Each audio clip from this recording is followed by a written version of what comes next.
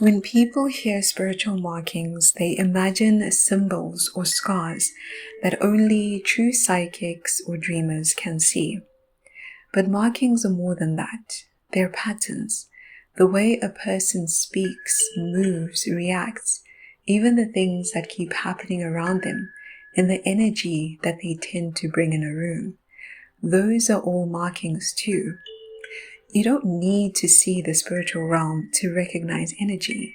You just need to observe behavior. So today, let's talk about spiritual markings through the physical and psychological traits that reveal a person's alignment for good or for harm. Number 1, the embodied markings of alignment. Every energy shows up in form. Some people carry their ancestral or totemic power so clearly it becomes their aura. A woman under a water totem, like a siren, a mermaid, Juzu, mummy water, whatever your culture calls it, glows differently. She moves with charm, compassion, or grace. She doesn't chase, but things naturally flow to her. Someone under an elephant totem carries quiet authority, wisdom, presence, and respect. These are what I call good markings, energy in harmony with purpose.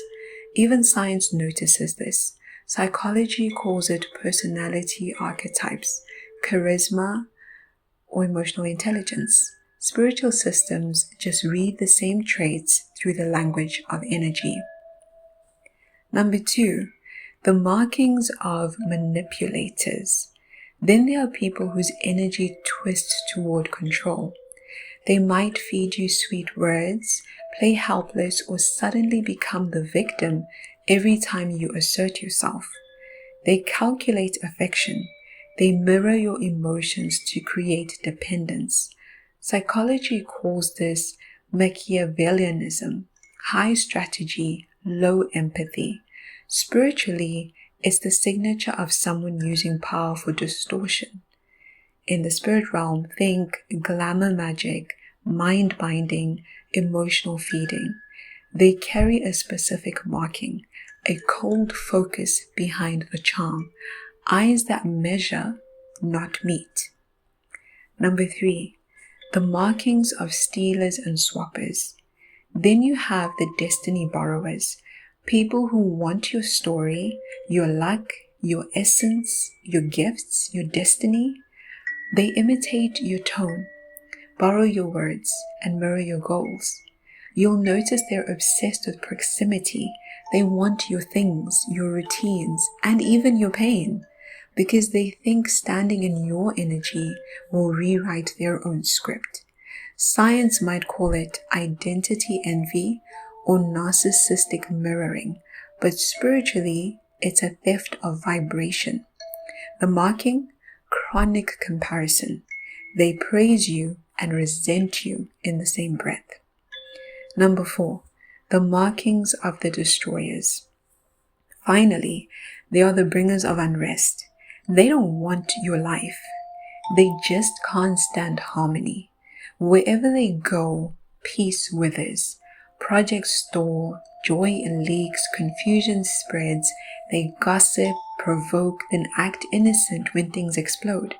In psychology, we'd call it high trait neuroticism, with external locus of blame.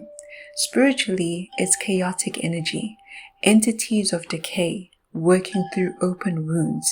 Their marking is easy to spot. Drama follows them like smoke. Spiritual markings aren't written on the skin. They live in motion, in words and outcomes. When you train your discernment, you don't need visions to see. The behavior tells the story. Protect your peace by learning the language of energy and the psychology beneath it. If you're lucky enough to have gifts to see beyond the behavioral patterns, then use that gift. But if you're not one of those people who knows how to tap into the spiritual realm at that depth, then focus on the energy and the psychology to protect yourself from falling into the same cycles of spiritual problems and spiritual battles, because you can identify these people simply by the energy they bring into your life, the things that they do, and the things that they say. That's how you recognize the markings in not just others, but yourself as well.